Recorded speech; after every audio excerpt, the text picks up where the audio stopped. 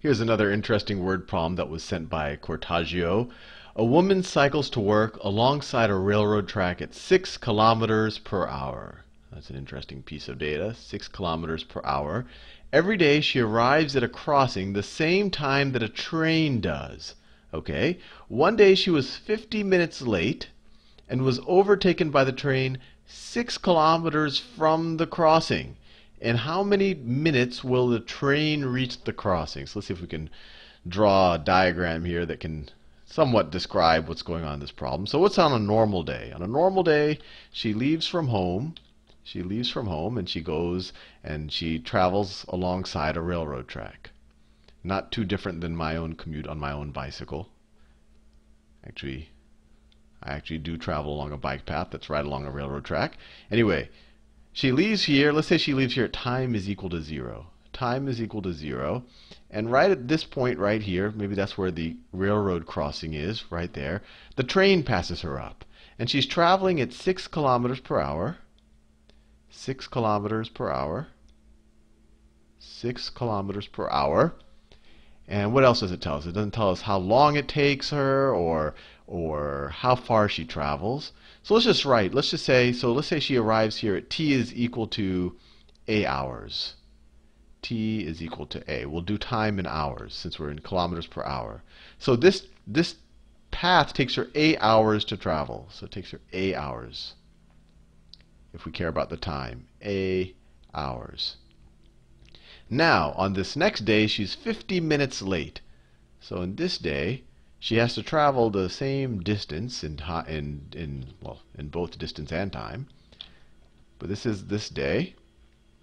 She leaves not at t equals 0. She leaves 50 minutes late. And since we're dealing with hours, let's write 50 minutes in hours. So she leaves at, if this was time equals 0, that's when she normally leaves. She's now leaving at time is equal to 50 minutes, or time is equal to 5/6 hours. Right? 50 minutes is just 50 over 60 hours, or 5/6 hours. So time is equal to 5 over 6 hours. This time is equal to 0 hours. And let's see, it says that she was overtaken by the train 6 kilometers from the crossing. So she was overtaken by the train, I don't know, someplace over here. And this distance, right here, this is where the crossing is. That's that crossing. This is 6 kilometers. 6 kilometers. In how many minutes will the train reach the crossing? So if we can figure out some way of expressing this time, if we can figure out what this time is, we know that the train reaches the crossing at t is equal to a. So if we know this time, we could just find the difference between these two times, and we would have solved the problem. So let's see if we can figure out this time. So we know that it normally takes her a hours to travel this whole distance. It doesn't matter when she leaves, it takes her a hours. So in this case, it should also take her a hours. And how long does she have to go when the train passes her up on this day that she was late? How long will it take her to go this distance right there? Well, she's traveling at 6 kilometers per hour. She has to go 6 kilometers. So in time, this is going to take her 1 hour. To get, the train will have long passed her, but to get back to the crossing, she's going to have to travel for another hour.